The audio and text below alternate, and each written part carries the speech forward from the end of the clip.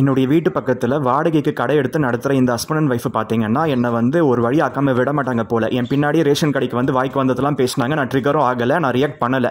ஆனாலும் நான் வந்து வருவேன், அந்த ரோட்டுக்கு எண்டில் வந்து வெயிட் பண்ணி நம்மளை ஏதாவது பண்ணலாம்னு சொல்லி காத்து கிடந்தாங்க. நான் போகாததுனால அவன் வந்து பிரச்சனை பண்ணி அடித்து ஒரு துவம்சம் பண்ணிட்டு போயிட்டான்.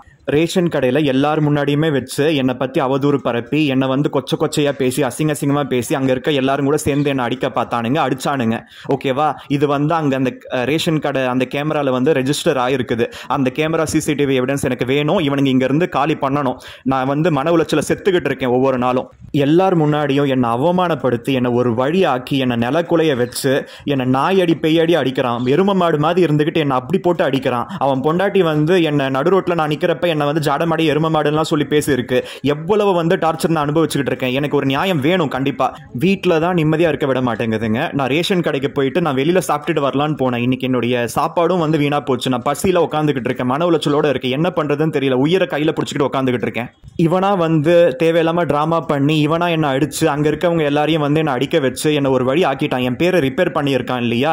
இந்த டிஃபமேஷனுக்கு இவனெல்லாம் வந்து பிடிச்சி உள்ள போடணும். அவனுங்க இங்க இருக்க கூடாது.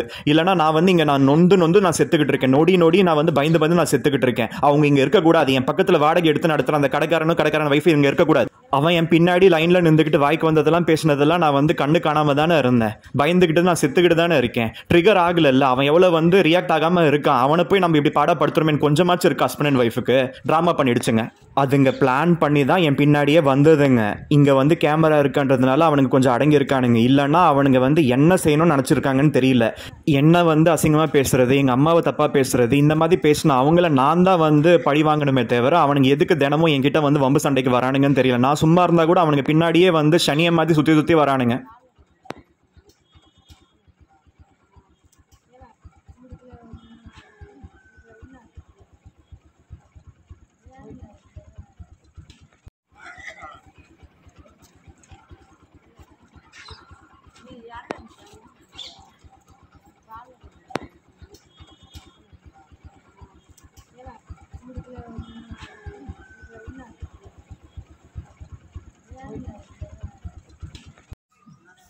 அங்கே இத்தனை பேரும் வந்து பார்த்துக்கிட்டு இருக்கப்பவே அவனா வந்து வம்பு சண்டைக்கு வந்து நான் வந்து போலியாமா. அவன் வந்து அந்த பக்கம் கிராஸ் பண்ணி போட்டோம், அதுக்கப்புறம் நம்ம போகலாம், எதுக்கு வம்புன்னு தான் நான் காத்திருந்தேன். ஓகேவா, நான் வந்து போகலான்னு சொல்லிட்டு அவன் திரும்பி வந்து வம்புக்கு வந்து எங்களை எப்படி நீ வீடியோ எடுப்பேன்னு சொல்லிட்டு அவனா வந்து ட்ரிகர் பண்ணி மேனிப்புலேட் பண்ணி அவனா வந்து என்னை அடித்து அசிங்கமாக பேசி என்னை வந்து தப்பானவனா எல்லாருக்கிட்டையும் காமிச்சு அங்கே இருக்கவன் எவனோ வந்து என்னை அடிக்கிறான். குடிக்கிற மாதிரி இருக்கான், அவன்லாம் என்னை அடிக்கிறான்.